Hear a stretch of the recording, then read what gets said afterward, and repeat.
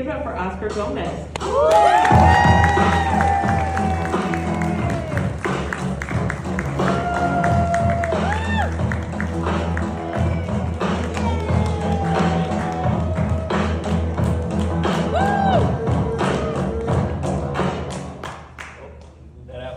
Hi everyone, I'm Oscar Gomez, and let's give a round of applause for you guys real quick. We just started the show, so let's raise up the energy. Yeah, so Oscar Gomez, they call me the OG. I didn't choose this life chose me. Slinging jokes, not dope since '93. I know I got bars, so I never drop a call. But I told that to my neighbors the other day, and oddly enough, he laughed that he went and grabbed me a medium Domino's pepperoni pizza, and he gave it to me. And I thought of two things at that moment. I was like, I think I just made it as a comic, because I fed my family with that pizza. But then also, I was like, we might need to move to a different neighborhood. That's a little bit weird. Now every time I tell him jokes, he brings me food. So, you know.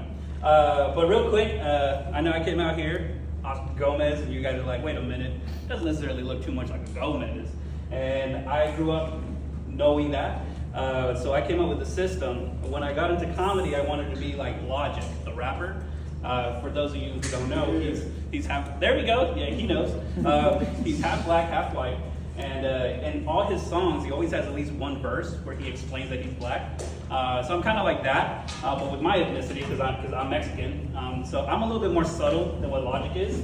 So I'm going to get a little bit more comfortable here. I might show you guys that I'm Mexican. I won't straight out say it. But you're going to notice. You're going to be like, he's Mexican for sure. But real quick, since we're talking about famous people, do you guys know who Jack Harlow is? Yeah. This guy really likes his music. I'm gonna go talk to him over here. But Jack Harlow. So when I first met my wife, she had a crush on the Indian-looking guy, or the Indian guy from Pitch Perfect, the one that beatboxes. And so she found me, and she was like, perfect. You know? Look it, and you're my culture. Great. But now I'm a little bit concerned because Jack Harlow came on the radio, and this is how I found out it was her celebrity crush. Because her celebrity is the one that crushes me. She sang his song a little bit with too much emotion. The one about the whips and chains and, you know, all that good stuff. And as soon as he hit the lyric, I'm vanilla, baby, she looked me dead in the eyes and recited those lyrics to me with a little bit too much passion to that. And I looked at her, and she looked at me, and I looked at myself, and I said, I'm not vanilla, baby. I'm like mocha, maybe. You know? So that's how I found out she has a crush on Jack Harlow. But let me tell you guys a little bit more about myself. I was born at the early age of a baby. Thank you. Hell, I know I'm not perfect. I'm always late for work. And my boss the other day was like, why are you always late? And I told him, dude, I had a traumatizing experience one time that I showed up early. And I've never been right ever since. He said, wow, what happened? And I said, well, I was born at 8 months, so I came into this world early. And he was like, just shut up, stop talking to me. Okay. Also, I do have a anxiety-induced stutter, so sometimes you guys hear me stuttering. It's because of that. Or it's also because I work at a phone company, and I just say it's the 5G network rebuffering. So I'm just trying to reconnect. But yeah, I got my trigger moments and my trigger words. And one of my trigger moments is when I order through a drive-thru. I can get through the food part, and you can give me the most complicated order you can think of, and I can get through it. But right when they ask, can I get a name for the order? That's when it happens. And it's not on the R where I stutter, or on the C, but it's on the O. And let me tell you, it sounds dirty. I'll be at Chick-fil-A, and the girl will be like, can I get a name for your order, sir? I'd be like, it's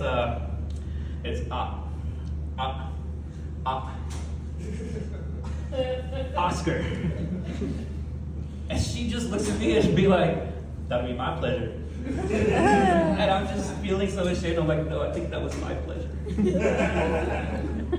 Yeah, so that's one of the things. The other thing is I have a pinch of diabetes. Yes, that is funny. Let's laugh at him because he can't enjoy birthday cake. Because, like, see, here's the thing. Initials like OG, you know, that means I gotta prove myself a lot. But nothing says you're gangster like being taken out by like an Oreo ice cream cake or something, you know? But I always look at the silver lining of things.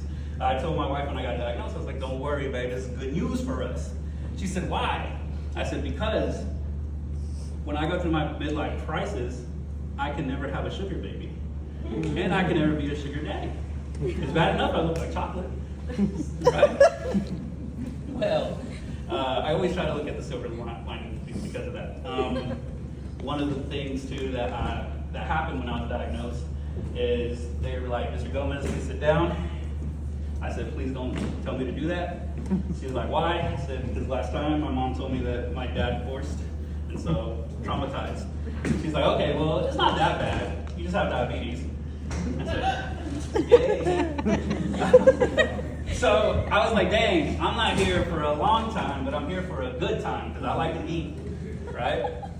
Well, I worked on my nutrition and I brought it down to pre-diabetic level. So let's give you a round of applause for that.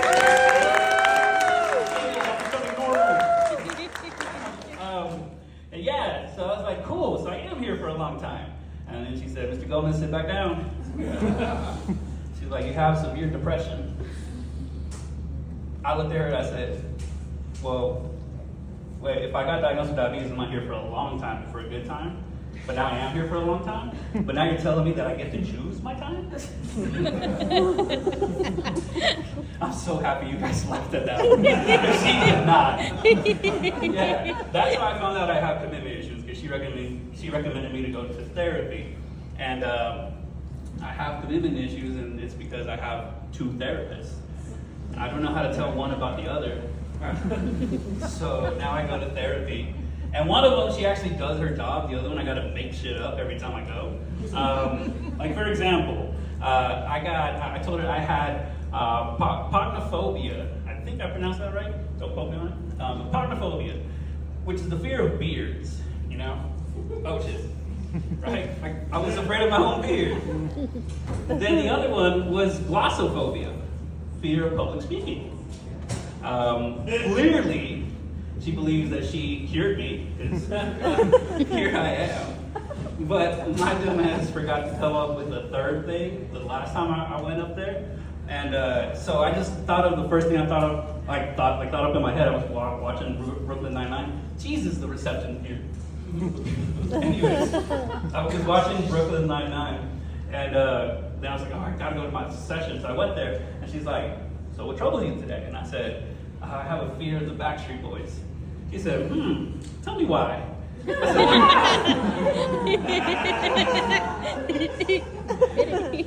right, guys, well, that was my time. You guys have been a great crowd. I hope you guys go to the